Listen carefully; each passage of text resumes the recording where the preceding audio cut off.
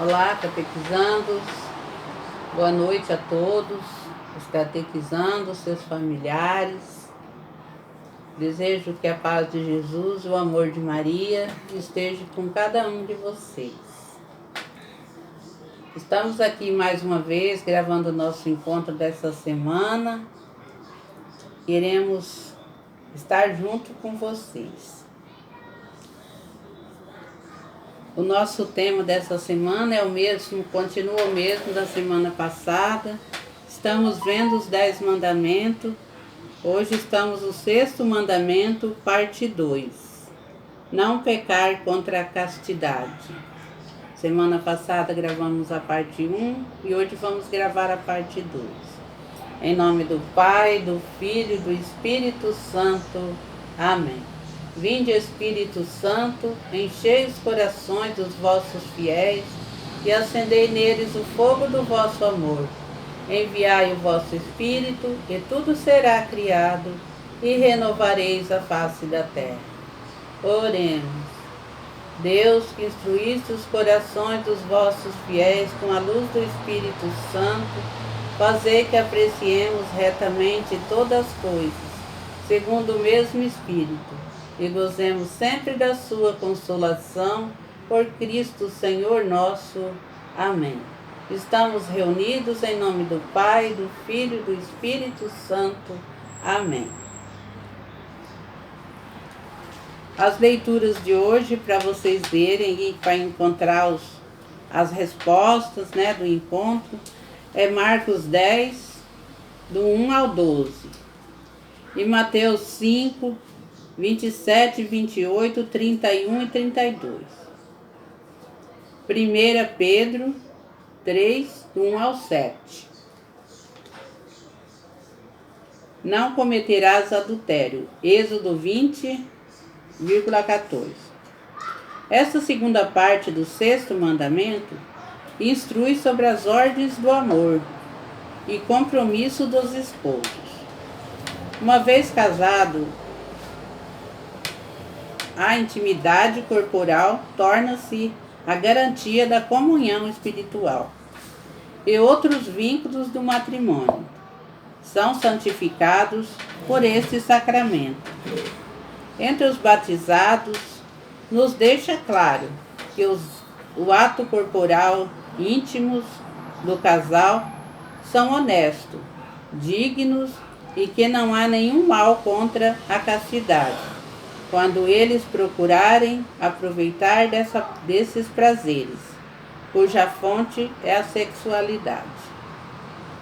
Então, como eu já tinha falado na semana passada, continuo repetindo, que entre o matrimônio, entre os casais, tudo é permitido, nada é pecado entre um casal.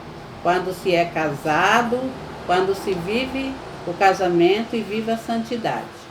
Nada é pecado. Então, quando Deus realizou o matrimônio, Deus os abençoou e liberou assim para eles como se não fosse um pecado. Dentro do casamento, a sexualidade não é pecado, de forma nenhuma.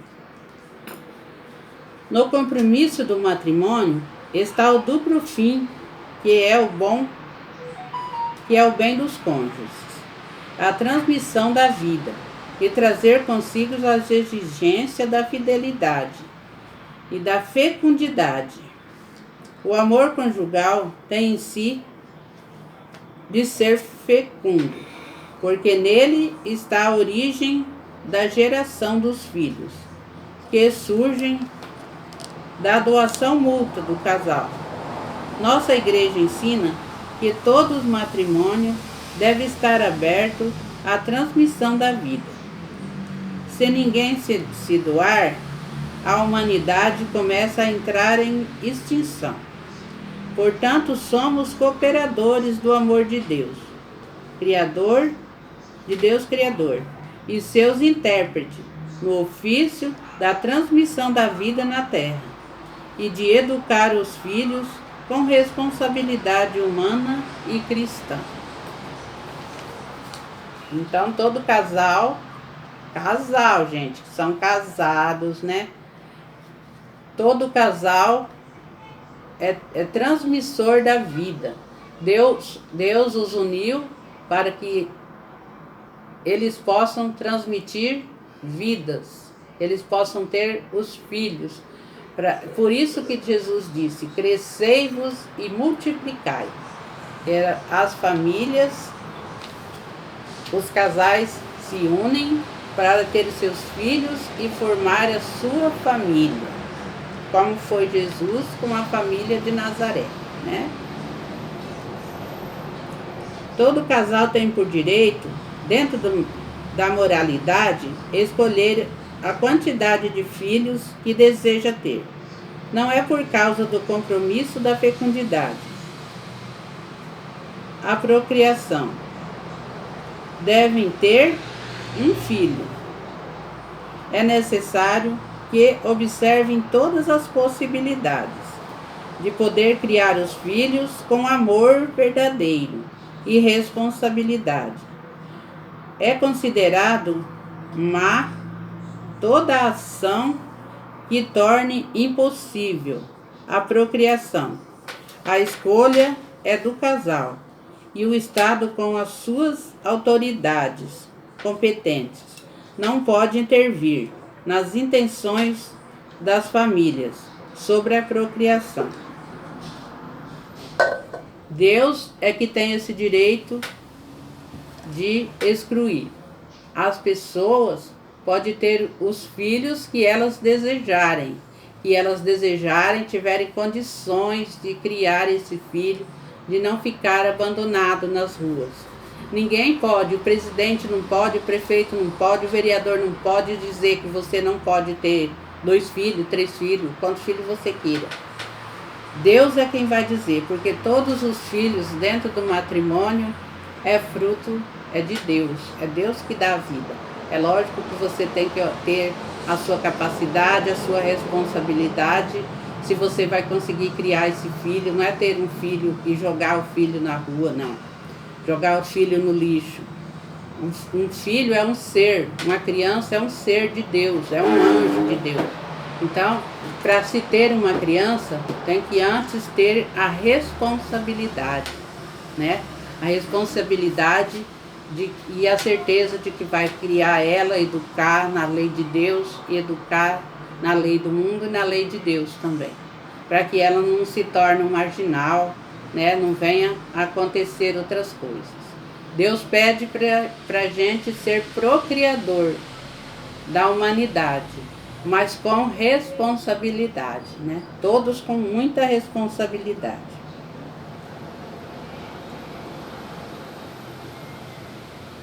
A escolha do casal e o Estado, com suas autoridades competentes, não pode intervir na intenção das famílias sobre a procriação, mas para controle do aumento populacional.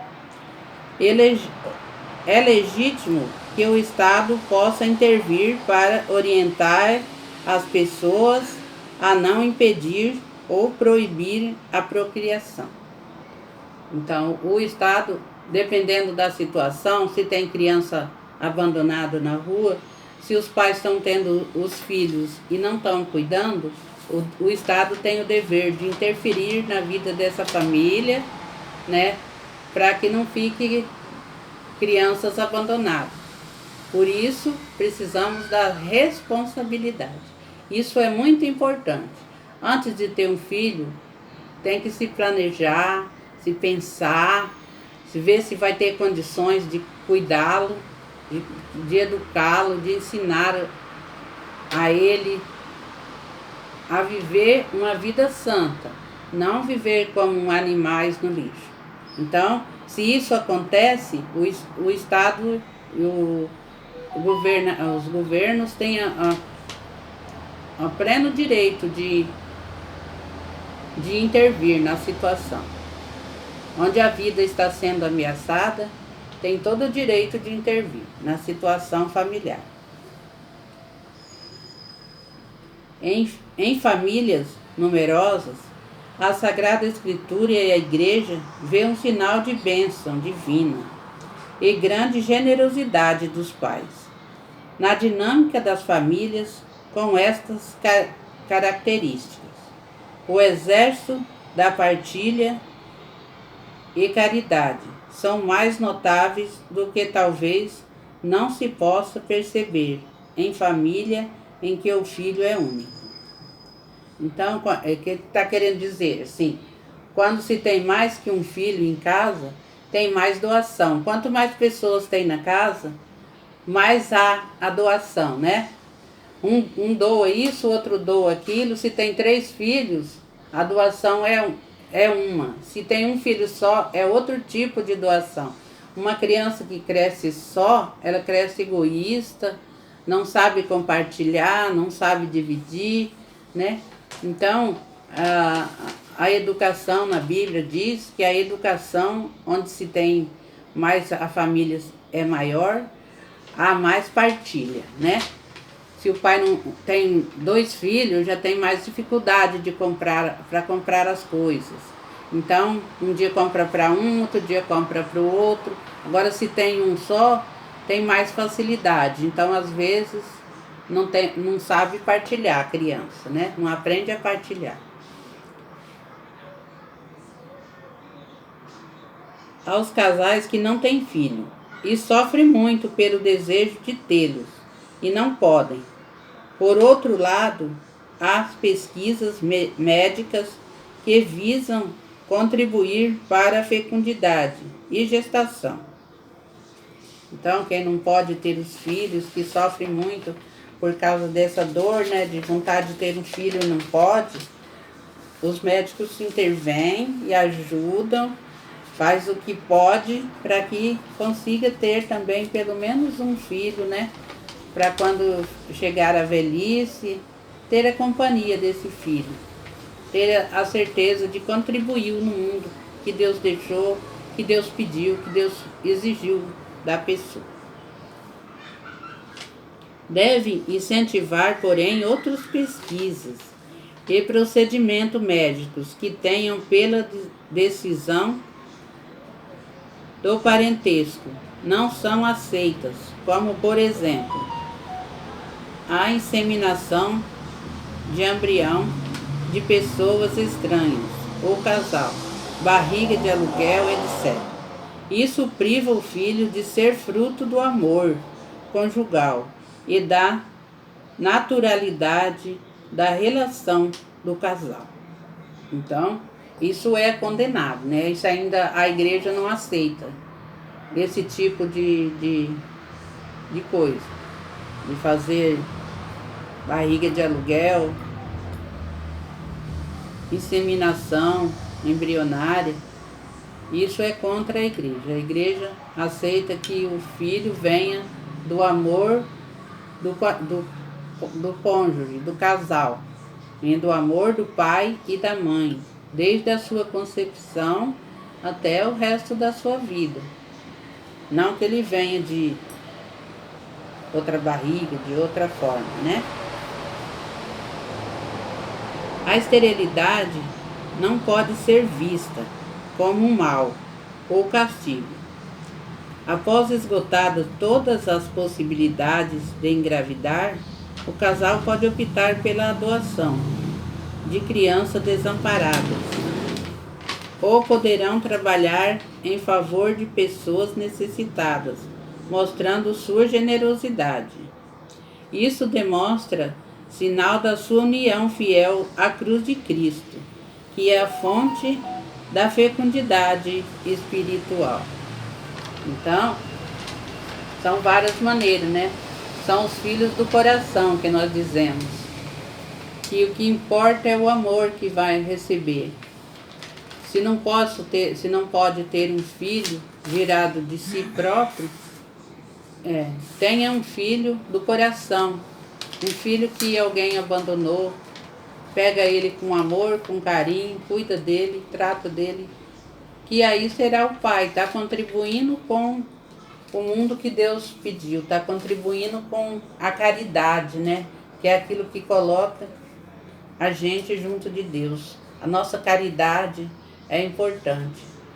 Jesus disse que a nossa fé sem a obra é morta. O apóstolo Tiago disse na carta do Tiago, capítulo 5, ele diz que a nossa fé sem obra é morta. Nós temos que ter a fé e temos que ter as obras de misericórdia, né? E essa é a doação de ter um filho da sua entranha ou um filho do seu coração, é uma doação para Deus, o que mostra que a sua fé não é morta, né? Quem adota uma criança recebe muitos bens de Deus. Recebe muito, além de receber o amor, o carinho dessa criança que ele adotou, ele vai receber muito de Deus também, porque é um pai do coração mesmo, um pai que quis ter um filho do coração, uma mãe também que é do coração. Continue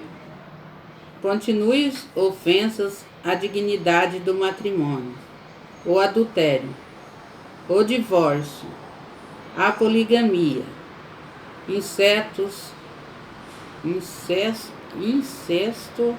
e união livres.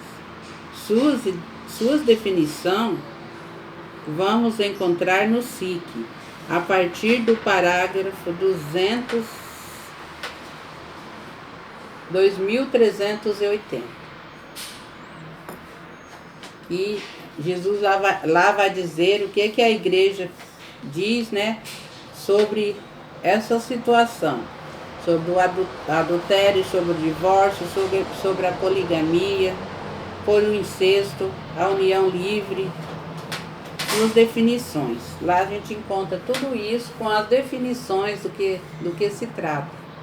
No nosso YouCat, aí vocês vê lá na página 226,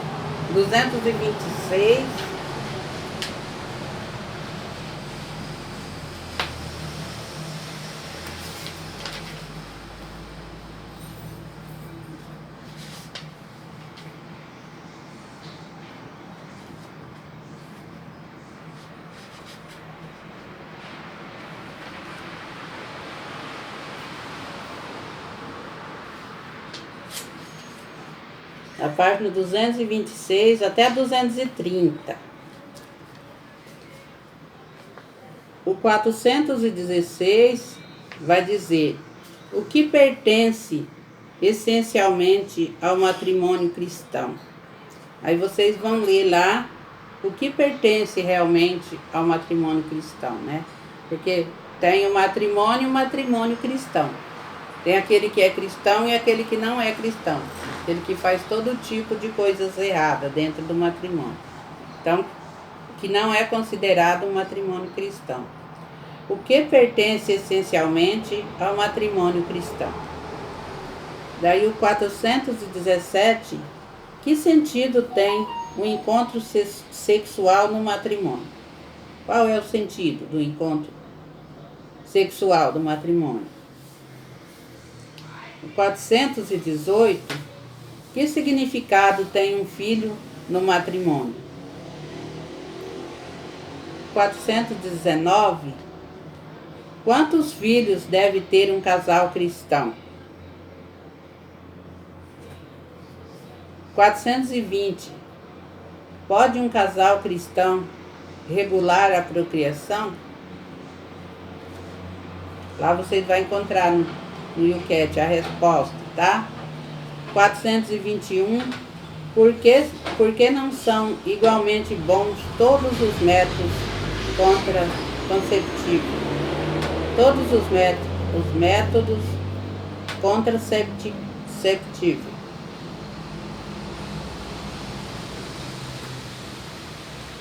422, o que pode fazer um casal que não tem filhos?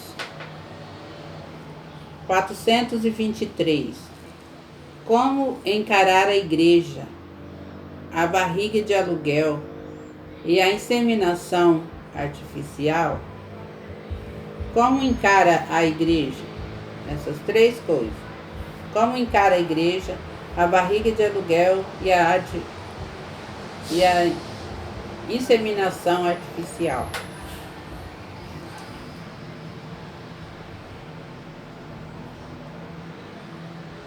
O 424. O que é o adultério? É correto o divórcio? 425. O que tem a igreja contra a união livre? Lá vocês vão achar tudo essas respostas, tá bom? Então por hoje é só, viu? Queremos